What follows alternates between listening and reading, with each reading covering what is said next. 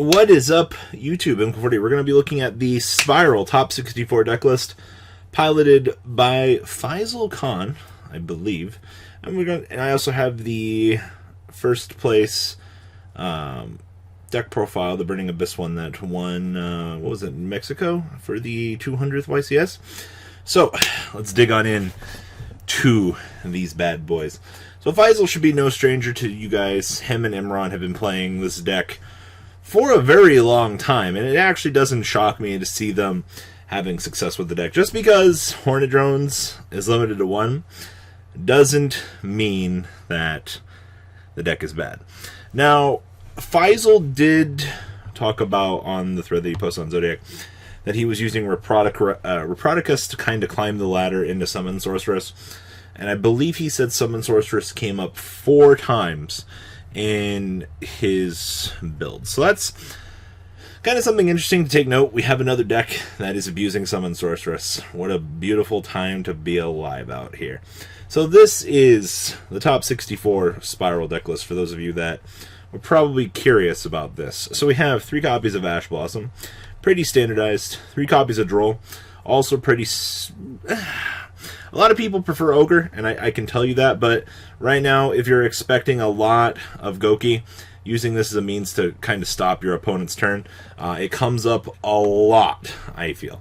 So you're kind of using this as a means to slow down your opponent and just make sure that you force them to play the game at your pace. Definitely really nice to see this deck back in the woodwork, so congrats Fisal on that.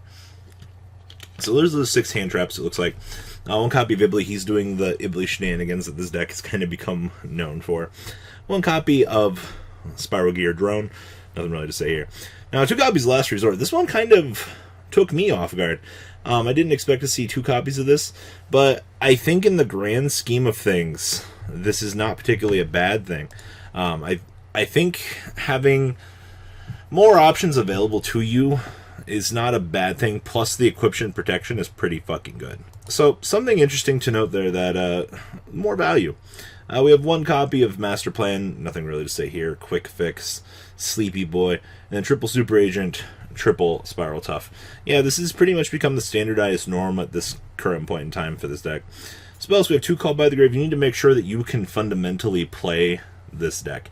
If you get hand trapped out of your mind, unfortunately you're going to have an extremely bad time, so you got to make sure you can kind of capitalize on a lot of these situations. The Call by the Grave gives you the means to do that. We have 1 Foolish Barrel, 1 Foolish Barrel Goods, 1 Monster Reborn, 1 for 1, 1 Rhoda. Then we have a nice little Sky Striker package of just Hornet Drones, Widow Anchor, and triple Engage. I mean, you play enough spells so that you should have access to have these on at all stages in the game. So I definitely think that this was a good call. And then Soul Charge, 1 copy of Big Red, 1 Assault, 1 Resort, and 2 copies of Terraforming, along with Upstart Goblin, and then 2 copies of Rescue. Now the extra deck, we have 1 Trigate Wizard, and then we have 1 Summon Sorceress, 2 copies of Double Helix Man, 1 Kagari, 1 Reproticus, 1 Proxy Dragon, 2 Link Karibo, 1 Unicorn, 2 Phoenix, 1 Mermaid, 1 Cerberus, and 1 Firewall Dragon. Side deck, looking pretty standard actually. Triple Ghost Ogre, triple Shared Ride, triple Twin Twisties, triple Evenly Matched, and triple Impermanence. So I do got to give it to Fisal. It's always a pleasure seeing how he innovates this deck, getting the chance to see the cool changes that are coming to the concept of Spyrals. And I think a lot of people really need to be thankful that this deck still exists. This deck has become one of the most innovative decks in the game at this point in time, and the deck's always going to be on the back burner. I wonder how long until this deck eventually power creeps itself out. It'll probably be at the end of the Firewall era, when we lose Firewall eventually, but the inclusion of Summon Sorceress only makes things more interesting, and the fact that Reproticus is just starting to make our lives easier. I mean, who needs needle fiber to climb the ladder when you have this little cute dinosaur right here to do it for you? Value Town all wrapped up in 1 Link 2 dinosaur that can change type and attribute. What an interesting time. So, this is Fisal's list. I hope you enjoy having 3 engages for no real apparent reason for a tier 1 deck. Am I right or am I right? LOL. Alright. Now, this. Europe and Mexico. I have a question for you. Why? Why, all of a sudden, did this deck start doing well in your meta? The lack of summon sorceress matters that much in your game that BA makes it to the finals in Europe and ends up winning Mexico? Meanwhile, America, this deck doesn't exist. I don't think we had a BA in Top Cut. We had Paleo before this. And I'm curious to ask, like, what is the fascination with this deck? Why is the American metagame just so obscurely far away from wanting to touch BA at this current point in time that it's so weird? This just feels like a European, South America, everywhere else in the world besides America for some reason. It's really strange, and I find that interesting to note that for some reason this is just succeeding everywhere else. So this is just 41 card Light Seca BA. Now this deck is just card advantage, card advantage, card advantage. If you guys all remember, like, the Japanese concepts back in the day of the heavy monster beat decks, it was 40 monsters in like one spell, and you would just use Magical Merchant Mill off everything and have success with it that way. That was cool, I will say that. But hey, you know what? This deck is having success for people, so I gotta give it up. You know, it means a lot. So, but it definitely goes to show the difference in card game development across all the regions. I mean, Goki really makes that much of a difference, I guess, when it takes up more of the chart here than anywhere else. So anyway, onwards and upwards. So we have triple copies of Ash Blossom, one copy of Barbar, triple Black Luster Soldier.